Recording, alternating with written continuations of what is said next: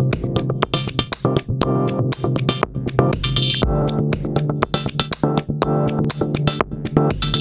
internautes, chers téléspectateurs, bonjour, bienvenue dans ID Astro Voyance Live pour une émission spéciale pleine lune.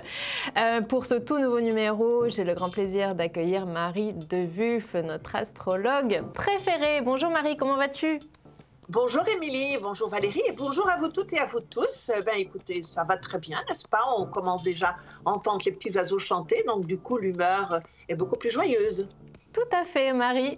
C'est pour cela qu'on va passer également un très très bon moment ensemble. Alors, la magie de cette émission, c'est que nous la fabriquons ensemble. Alors, si vous avez des interrogations au sujet de la pleine lune, des planètes, etc., n'hésitez pas à nous faire vos retours sur les réseaux sociaux.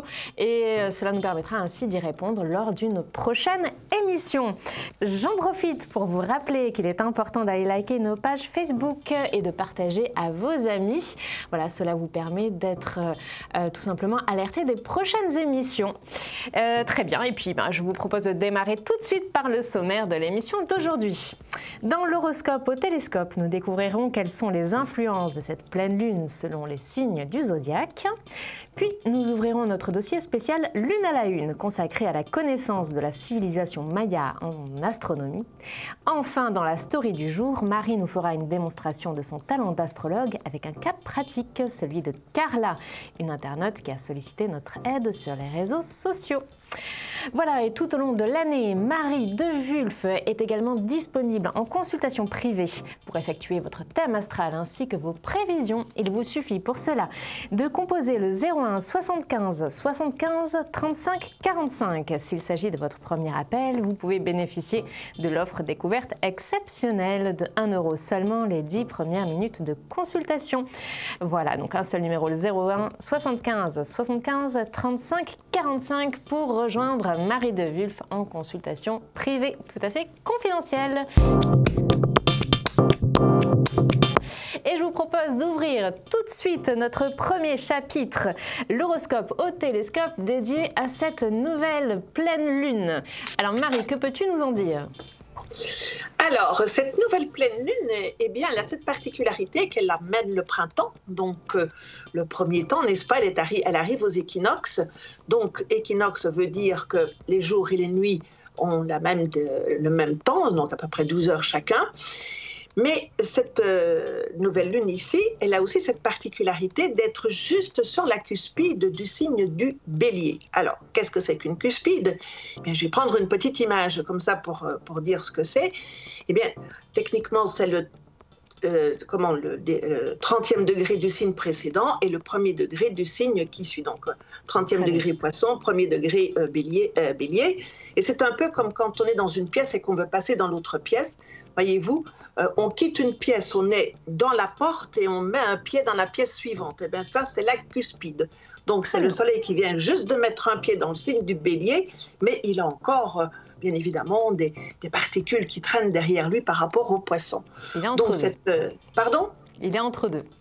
Il est entre les deux. Il rentre dedans, il est déjà dedans, mais c'est comme si on n'avait qu'un pied dans la pièce. On n'est pas encore tout à fait dans la pièce. On a seulement un pied dedans. Mais on sait que tout le corps va suivre et qu'on va être complètement dedans. Donc, cette pleine lune, elle est juste à cette cuspide. Donc, ce qui veut dire qu'à la fois, elle entre dans le Bélier, mais elle a encore des remous qui se passent aussi en Poisson derrière. Tant plus qu'elle laisse aussi un grand copain là-bas derrière elle qui s'appelle Neptune. Donc, c'est son grand copain dans le zodiaque parce que ce sont deux planètes qui parlent de l'eau et qui... Neptune, bien évidemment, c'est le dieu des océans. Et donc, ce sont deux planètes qui parlent de tout ce qui est aquatique. Très bien. Donc, elles sont très, très copines ensemble. Et justement, parce qu'elles sont très copines ensemble, tous les signes d'eau vont encore être affectés par cette pleine lune. Donc, déjà, les marées, voyez-vous, quand je parle les copains eau, les marées, aux grandes marées, on a les marées qui montent, qui sont très fortes, très, très spectaculaires aussi à certains moments, et quelquefois elles débordent aussi sur les terres. Donc toutes les personnes qui sont dans les signes d'eau vont aussi avoir un peu ce côté, dilatation de l'eau. Donc les personnes qui sont sensibles, qui sont sensibilisées à un moment ou à un autre de leur vie, qui sont émotionnellement pas bien ou un petit peu dans les chaussettes, eh bien, ces personnes-là vont être beaucoup plus affectées par cette pleine lune. Donc, elles peuvent être encore un peu plus tristes, un peu plus affectées.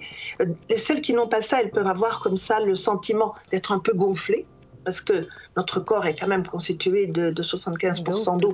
Donc l'eau va aussi gonfler dans notre corps, n'est-ce pas? Donc on peut avoir aussi cette sensation de gonflement, donc ce qui veut dire aussi que les membres inférieurs peuvent aussi gonfler un petit peu plus. Et cette nouvelle mariée, elle se passe 2 fois par an, hein, donc ici au printemps, et puis aussi le 23 septembre, autour du 23 septembre pour l'automne, le début de l'automne. Donc 2 fois par an, on a ce phénomène-là. Donc toutes les personnes donc, qui sont dans les signes d'eau, plus particulièrement les poissons, bien sûr, vont être tenus par ce côté sensible, ultra sensible, tandis que le signe du bélier, qui lui est un petit peu le copain avec tous les signes de feu, et il y en a d'autres qui sont irradiés là-dedans aussi, eh bien lui, il va être beaucoup plus irritable. Ah. Il va avoir cette sensation, lui, d'être retenu en arrière, comme ça, comme s'il ne pouvait pas avancer, et donc il va vouloir avancer à toute fin, et lui, il va être très irritable. Donc, il va avoir la tête près du bonnet. Merci Marie. Mais cette expression va finir par me rentrer dans la tête également. Voilà, merci. Lui pour un oui, pour un non, il va être contrarié, il va s'énerver, il va un peu moins chez les lions, mais les sagittaires vont aussi être tenus par ça. Donc ils vont être beaucoup plus agaçants ou agacés ou irritables, irrités, en fait toutes ces choses-là pour particulièrement pour le bélier, et un petit peu moins pour le sagittaire. Le lion, lui, il peut tout simplement avoir des insomnies un petit peu plus importantes, surtout si dans le lion, il y a aussi une lune de naissance qui s'y balade. Donc lui, il peut être un petit peu plus insomniaque. Voilà. Très bien. Eh bien, merci beaucoup Marie. Donc attention, les signes d'eau, notamment. Y a-t-il des signes un petit peu plus top en cette pleine lune où tout le monde est un petit peu impacté par justement ces grands effets de grandes marées? Mais tout le monde va être un peu impacté avec ça. Ça concerne un petit peu tout le monde, ces grandes marées. D'accord. Mais là, le bélier, donc les signes de feu, et particulièrement le bélier, et aussi le signe du poisson, puisqu'il vient de sortir, mais qu'il a son grand copain dedans, donc ces signes-là vont être un peu plus affectés que les autres. Et bien évidemment, les signes de terre et les signes d'eau aussi vont être impactés par cette pleine lune. Impactés comment? Eux, plus par rapport à de la fatigue. Des petits ras-le-bol et des fatigues. Des ras-le-bol, des agacements, donc voilà, on prend soin de soi. On n'est pas bien, mais on ne peut pas dire qu'on est en pleine forme, mais on ne peut pas dire qu'on n'est pas bien. Vous voyez, on est un petit peu comme ça, chafouin. Chafouin, exactement, c'est ce que j'allais dire. Tu m'enlèves les mots de la bouche. Merci Marie. Une autre précision ou on a fait le tour? Oh ben non, je pense qu'on a fait le tour là-bas. C'est surtout, je vous invite, si vous habitez en bord de mer, et si surtout vous habitez du côté de la Manche ou bien du côté du golfe du Lion, là-bas, allez, si vous êtes en bord de mer, allez voir les grandes marées parce que c'est vraiment très très beau. C'est très vivifiant en plus parce que l'air est très brassé là-dedans, mais en plus c'est spectaculaire, donc c'est rafraîchissant de l'intérieur. Tout à fait. Merci beaucoup Marie et n'hésitez pas justement à nous envoyer quelques photos. Très bien, eh bien nous allons à présent ouvrir notre chapitre Lune à la une consacré à la civilisation Maya. Mais avant cela, je me permets de vous rappeler que Marie est disponible tout au long de l'année en consultation privée. En effet, elle effectue votre thème ainsi que vos prévisions astrales. Il vous suffit pour cela de la consulter au 01 75 75 35 45 01 75 75 35 45 et pour votre premier appel, vous pouvez bénéficier de l'offre découverte exceptionnelle de 1 € seulement les 10 premières minutes de consultation. Voilà, alors notre chapitre Lune à la une est aujourd'hui consacré à la connaissance du ciel par la civilisation Maya. Alors pour nous situer, nous sommes aux environs de l'an 2600 avant Jésus-Christ à peu près 1520 après Jésus-Christ. Géographiquement, nous sommes au Yucatan. C'est un territoire délimité aujourd'hui par le sud du Mexique, le Guatemala, le nord de Belize et l'ouest du Honduras. Alors, on sait que la civilisation maya était très avancée en termes sur les domaines de l'écriture, de l'art, de l'agriculture, des mathématiques, et ils étaient également d'excellents astronomes. Ils étaient notamment donc fascinés par la notion du temps, par la lune, par le soleil. Et c'est précisément ce dont nous allons parler aujourd'hui. En effet, donc, les Mayas étaient obsédés par cette notion de temps, tout simplement parce qu'ils voulaient le contrôler pour éviter toutes les mauvaises surprises. On imagine notamment en termes d'agriculture que c'est très important de savoir où on en est dans la période de l'année, etc. Alors, on a pu observer, par exemple, sur certains sites archéologiques, que l'orientation des édifices est définie par rapport au soleil. Par exemple, à Huachactún, au Guatemala, on peut apercevoir donc 3 petits temples qui sont alignés selon un axe nord-sud. Et ces 3 petits temples doivent être observés depuis la pyramide principale. Et ainsi, au solstice d'été, le soleil se lève derrière le premier temple, au solstice d'hiver derrière le 3e temple, et aux équinoxes, il apparaît derrière le temple principal. C'est donc un très bon moyen pour savoir où on se situe dans le calendrier, et donc prévoir ainsi le temps un petit peu, et avoir cette impression de le contrôler et d'éviter toutes les mauvaises surprises. Autre trace de cette obsession du temps, on a pu également observer sur certains sites des sortes de puits de pierre, une sorte de tunnel à la verticale. Et en fait, quand le soleil est placé au zénith, il inonde la salle qui est en dessous de lumière, et on sait donc que le soleil est au zénith à ce moment-là de la journée. Voilà, donc c'est un petit peu une sorte de cadran solaire, on peut dire ça comme ça, en tous les cas, un bon moyen de mesurer le temps. Et plus incroyable encore, puisque les Mayas nous ont également légué 4 grands recueils appelés codex. Et donc ce sont des tables qui sont faites de la même manière. On y découvre des dates, des intervalles, et en reportant de colonne en colonne, en additionnant les dates et les intervalles, cela permet d'obtenir des prévisions astrale. Notamment, donc, si une éclipse est prévue à telle date, en calculant avec les intervalles, on est tout à fait capable de savoir à quelle date aura lieu la prochaine éclipse. Voilà, et c'est tout à fait impressionnant parce que la lunaison des Mayas, c'est-à-dire l'intervalle entre 2 nouvelles lunes, écoutez bien, durait 29,53086 jours, contre une valeur estimée aujourd'hui, grâce à tous nos appareils modernes, à 29,53059 jours, soit un léger écart au niveau du 4e chiffre après la virgule. Et moi, je trouve cela tout à fait fascinant. Qu'est-ce que tu en penses, Marie? Ah, mais c'est tout à fait fabuleux. Et en plus, tout ce qu'ils ont fait, tout n'est pas encore décodé. Il y a encore plein de secrets à nous livrer de ce côté-là, parce que autant on avait la pierre de Rosette pour décoder chez les Égyptiens et de pouvoir comprendre leur écriture, autant il n'y en a pas pour la civilisation maya et précolombienne. Donc c'est très difficile, donc c'est par recoupement qu'ils font les choses. Et il y a encore plein de choses à savoir et à trouver. Et puis, il y a aussi ce site fabuleux de Nazca qui est dans les Andes, là où il y a vraiment des lignes droites qui, même maintenant, avec les rayons laser, ils ne dévient pas la ligne droite. Hein. Donc, c'est vrai qu'avec des moyens excessivement rudimentaires, ils ont quand même fait de très, très grandes choses. Tout à fait. Merci Marie pour ces précisions. Et en effet, on essaiera d'en découvrir plus lors de prochaines émissions. Mais en tous les cas, on voulait partager cela avec vous. Et bien maintenant que nous savons davantage sur cette civilisation maya, nous allons répondre aux interrogations de Carla, une internaute qui a sollicité l'aide de Marie.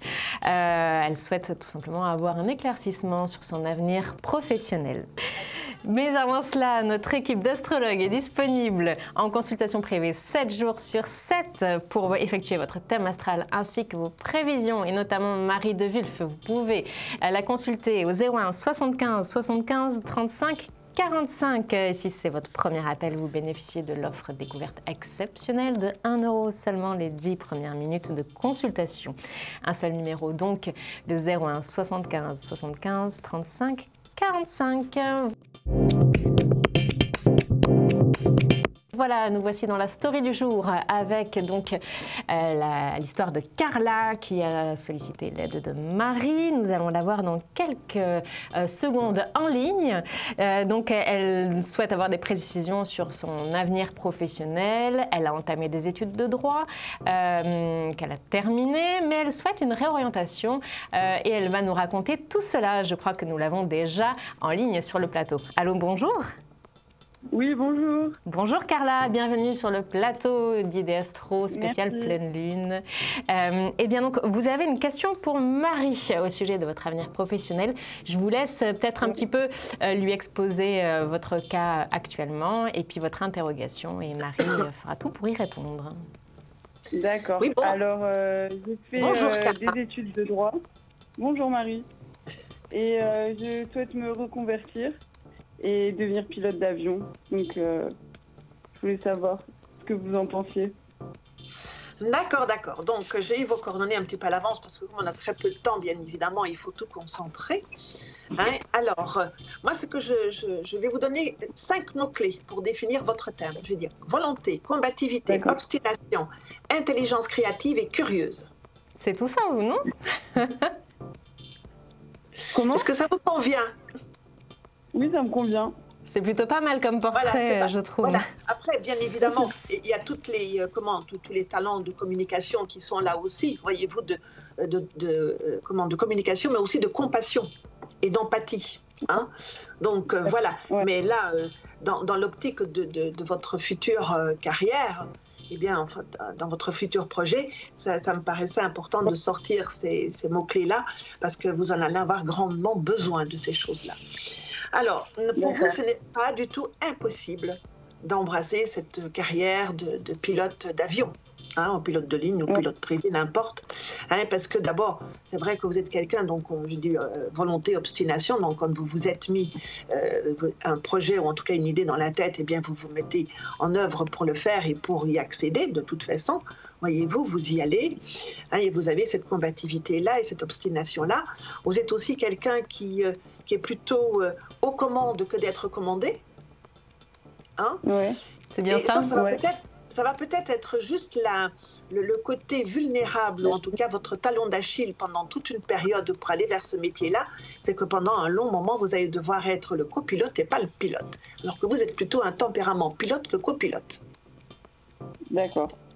Voyez, là, vous pourriez un petit peu, effectivement, quelquefois vous frictionner avec votre hiérarchie parce que vous aimez être aux commandes, tout simplement, voyez-vous, et vous n'aimez pas beaucoup d'être commandé.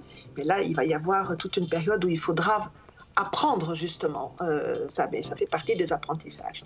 Donc, comme vous êtes très curieuse, vous savez, et que vous avez aussi un sens empathique, vous allez pouvoir, justement, gérer ces choses-là, mais de temps en temps, vous allez, ça va un petit peu vous peser, je vais prendre ce terme-là parce que tout le monde le comprend, hein, ça va vous peser parce que non seulement, comme je vous ai dit, vous êtes d'une intelligence créative, donc s'il y a des choses qui ne vont pas et que vous connaissez la solution pour que ça aille mieux, eh bien, à certains moments, il va falloir que vous gardiez vos idées pour ne pas empiéter sur la sensibilité des autres, alors que vous avez une réponse plus pertinente que d'autres peuvent apporter à des solutions, surtout quand il faut gérer les choses dans l'instantané, dans l'immédiat. Qualité qu'il faut aussi pour être pilote, parce que le pilote, il n'a quelquefois pas le temps de réfléchir plus de 15 secondes et demie pour pouvoir prendre une décision par rapport aux responsabilités qu'il a avec lui. Responsabilité, c'est aussi un mot-clé chez vous. Hein. Donc, non, vous pouvez le faire. Et si vous voulez le faire, vous avez là un laps de temps de 1 à 1 an et demi pour prendre cette nouvelle orientation.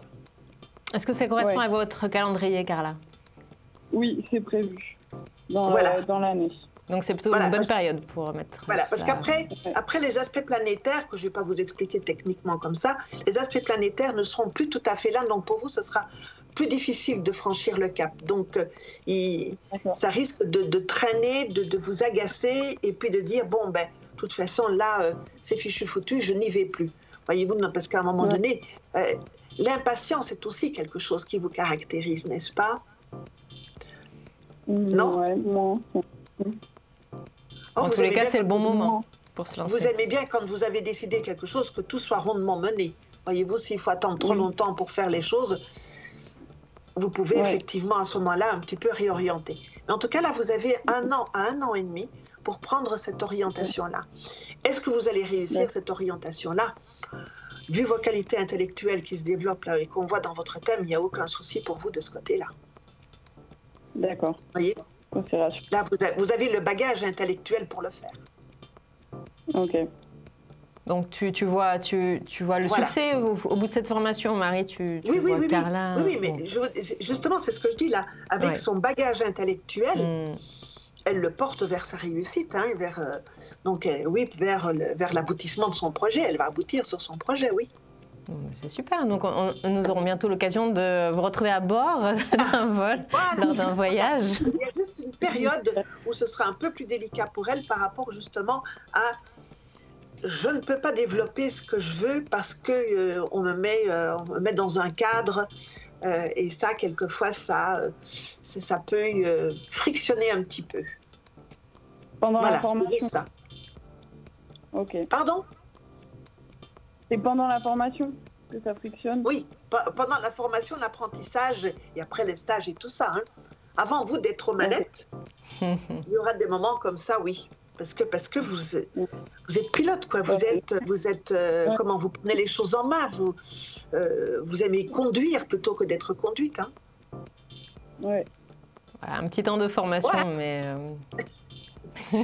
Mais ce sont les qualités requises pour aller vers ce type de métier, de toute façon. Ok, bah, tant mieux. Voilà, Carla. Que des bonnes nouvelles, du coup.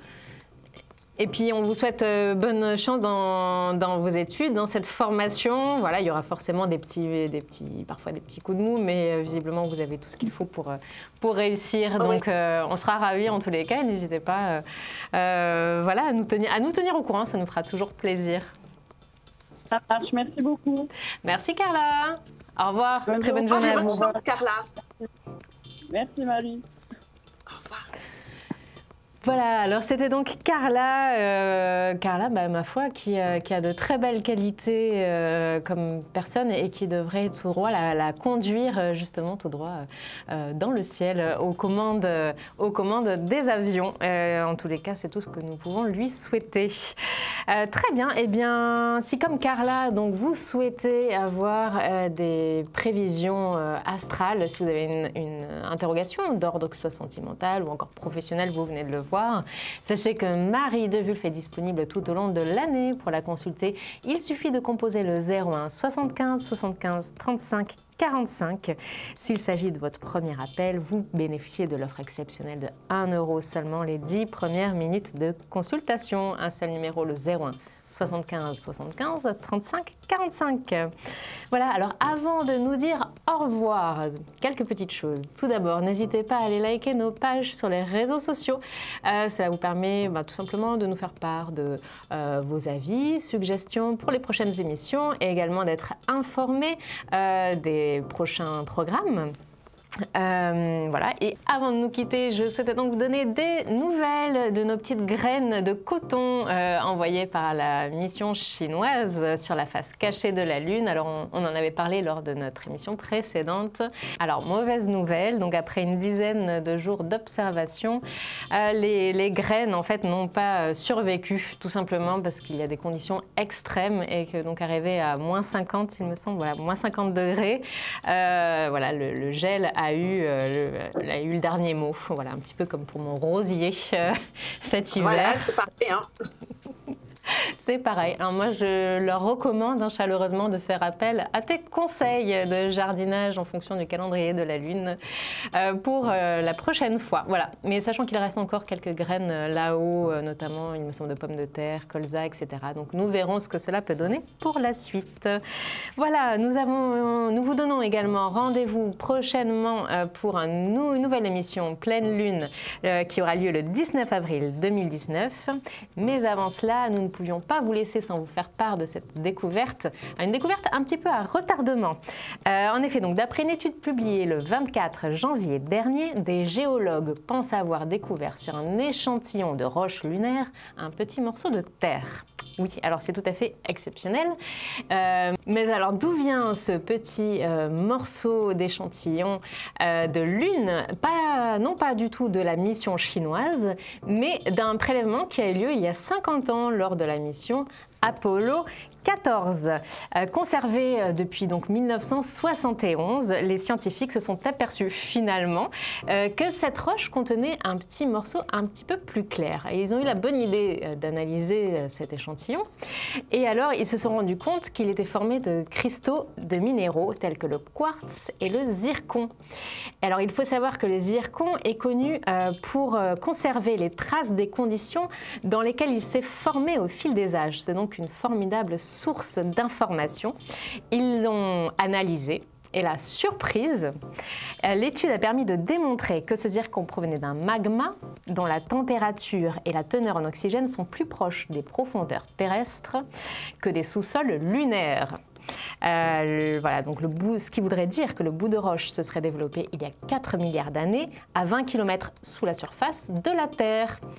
Mais alors Marie, tu dois te demander comment ce petit morceau de terre s'est retrouvé sur la Lune. Je crois avoir une petite réponse là-dessus. Eh bien, je pense tout simplement que c'est notre ami Pierrot qui est parti avec, accroché à ses chaussures quand il se baladait sur la Lune. Alors moi j'ai envie d'y croire à ton histoire Marie et je relève donc cette hypothèse, je la note. Alors pour le moment, la conclusion des scientifiques, mais qui n'est pas encore vérifiée, validée à 100%, en tous les cas ils ont une première conclusion. Ils pensent donc que cette roche a été éjectée de la Terre lors de l'impact d'un grand astéroïde ou d'une comète, donc il y a 4 milliards d'années. C'était hier à peine. Une époque appelée AD1, où des bombardements intenses ont façonné le système solaire. Et la Lune, à cette époque-là, était 3 fois plus proche de la Terre. On va dire que ça peut aider un tout petit peu. Et c'est l'impact oui. Et c'est l'impact d'astéroïdes qui aurait ramené donc ce petit morceau de terre sur la Lune. Et voilà, il y a 26 millions d'années. Alors si ces hypothèses se confirment lors de prochaines analyses, les scientifiques pourraient alors nous aider à en connaître davantage sur les tout débuts de notre planète Terre. Voilà pour les petites nouvelles de la Lune, de l'espace. Alors Marie, un grand merci d'avoir participé à nouveau à cette émission. Ça nous fait toujours un grand plaisir de t'accueillir. Pour moi aussi, c'est toujours un grand plaisir d'être avec vous, d'avoir ces échanges, d'avoir aussi des personnes comme Carla. Donc, il ne faut pas hésiter de laisser vos messages ou d'appeler pour pouvoir participer. Hein? Tout à fait. Un dernier mot pour la fin? Petit coup de jardinage, peut-être. Continuez à tailler vos rosiers, à tailler vos arbustes de printemps. Merci, je vais voir si je peux récupérer le mien du coup, mais... Si la gelée. Oui, j'ai un petit doute. Je vous tiendrai bien sûr informé. C'est de l'info avant tout. Alors, à noter que notre prochaine pluie d'étoiles filantes, les Lyrides, aura lieu entre le 14 et le 30 avril, mais nous en reparlerons plus en détail lors de notre prochaine émission. Et si d'ici là, vous avez la chance d'en apercevoir dans le ciel, faites un vœu car c'est comme cela qu'il se réalise. Marie, encore à nouveau, un grand merci. Nous te retrouvons prochainement dans un prochain numéro. Merci à tous, chers publics, de nous avoir suivis aussi nombreux. Et puis dans un instant, retrouvez la suite de vos programmes. À bientôt. À bientôt, au revoir.